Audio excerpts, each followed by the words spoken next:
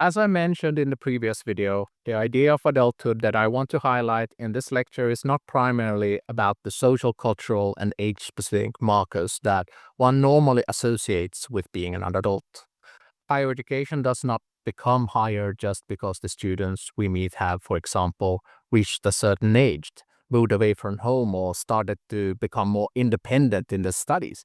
No, the idea of adulthood that I want to highlight goes deeper than that and is more in line with the idea of adulthood expressed by the philosopher Immanuel Kant. Kant was a German philosopher who lived from 1724 to 1804 in Königsberg. Many of you may recognize him from ethics, where he formulated the idea of the categorical imperative, which was basically an ethical principle in which one should act only according to that maxim, whereby you can at the same time will that it should become a universal law. That was a mouthful. Anyway, he had also been essential in philosophical discourses about truth and knowledge, where his reading and criticism of so-called rationalists and empiricists laid the foundation for what would become his critical philosophy.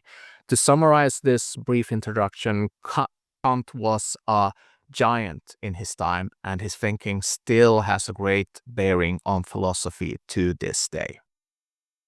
While it would be fun to go into these aspects of his thinking here, I will mainly delve deeper into one of his shorter but highly influential essays, the essay, What is Enlightenment?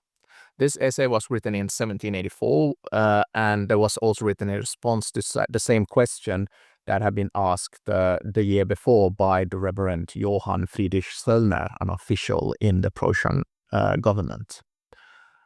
Before I go into Kant's answer to the question of what enlightenment is, it may be worth reminding ourselves that the Enlightenment was an intellectual and cultural movement in the 17th and 18th century, which was during the time that Kant was active.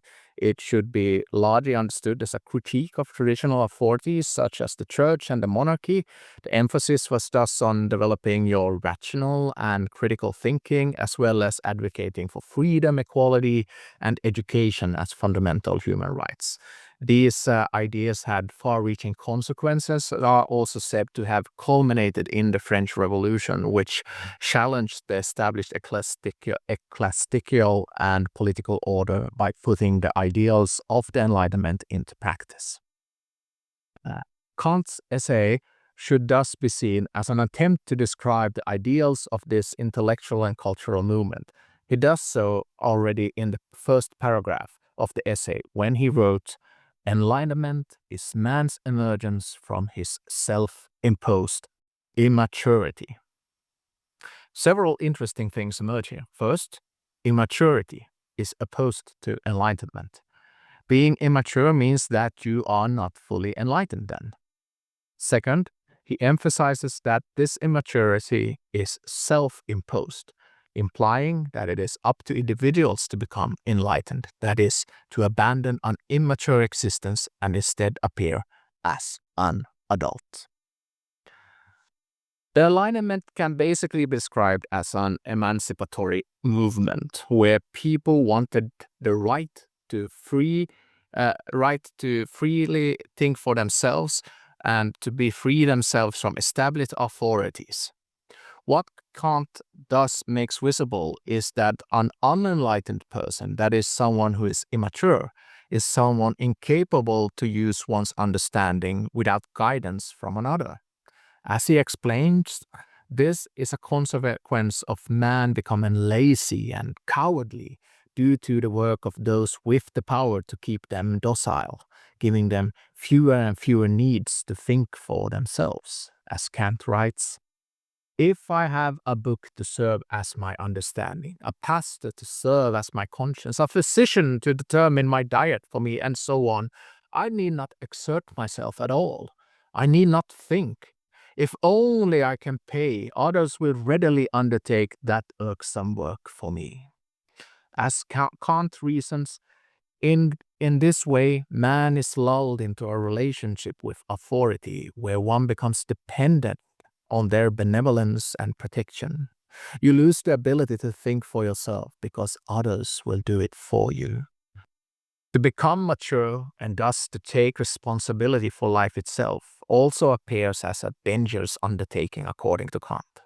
Those who want to keep people docile will highlight how dependent you are on them. Not only does this make people lose the ability to think for themselves, they also lose the will to do it.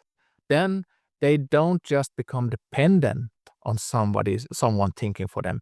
They also become fond of this state and thus see no need to break free from it.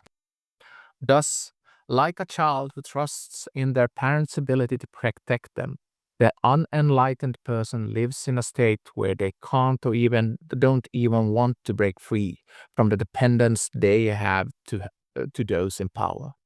That the unenlightened human being lives in such a state is also self-imposed because they do not have the will, they are lazy, or the courage, they are cowards, to break free from the immature existence they have both been forced into and welcomed into their lives. I think that much of what Kant proposes has some resonance. Who among us has not experienced that we have not dared or even had the strength to break free from a harmful pattern in our lives? Instead, we just more or less put up with the situation. At the same time, it would be problematic to put too much focus on our own ability to get out of such situations. Not everyone works as a well-paid and influential professor at a prestigious university. Instead, we find ourselves in situations that lack room to maneuver. To say that one should just break free from this immature state as if it were entirely one's own fault that one ended up there does not sufficiently take into account the structural conditions that many people find themselves in, which can make it more or less impossible to break free since one might fail, be ostracized, or worse, injured if you tried. To claim that we just have to become active and brave adults is therefore quite a stretch. At the same time, this is somewhat of a misunderstanding of what Kant wants to say in his essay. He doesn't mean that it is only we who are the problem and the cause of our own immaturity. In the essay, it is clear that there are forces that actively want to keep the people docile. While the individual has a responsibility for his or her own thinking, it could be argued that it is authoritarian forces that Kant is mainly directing his critique towards. Accordingly, for people to be enlightened, they need structural conditions that free them up to think for themselves. What Kant specifically identifies for this to happen is freedom. He writes, "Nothing is required for this enlightenment, however, except freedom. And the freedom in question is the least harmful of all, namely the freedom to use reason publicly in all matters." The fact that people do not have this freedom, that is, they lack the structural conditions to think for themselves publicly, means that the powerful can keep them in a state of immaturity. At most, what you can do is to think freely in private, but never in the public sphere in a way that challenges the position and power of the powerful. In order to mature, people must therefore be free to think without the risk of reprisals. As I said, this lecture is about adulthood. Thus, at the end of this video, we should summarize what we can take away from Kant's understanding of what it means to be an adult. According to Kant, adulthood, which he describes as maturity, includes being enlightened. An enlightened person is someone who has the will and courage to think for themselves. Being immature thus means that one cannot or does not dare to express oneself freely. Rather, one is docile and thus no threat to those with power. If higher education is to guide students in the process of becoming adults, as I propose in this lecture, an important concern is then how to educate such adults who want and dare to think for themselves. This is also a form of adulthood that is not limited to social, cultural, and age-specific markers. Instead, it is an adulthood that also includes maturity, where you, as an individual, appear in the world with your own agency. where you think for yourself. In light of this, it is also important to address a critical question to higher education. Do we allow students to think freely, or do we also contribute to them becoming docile and thus immature?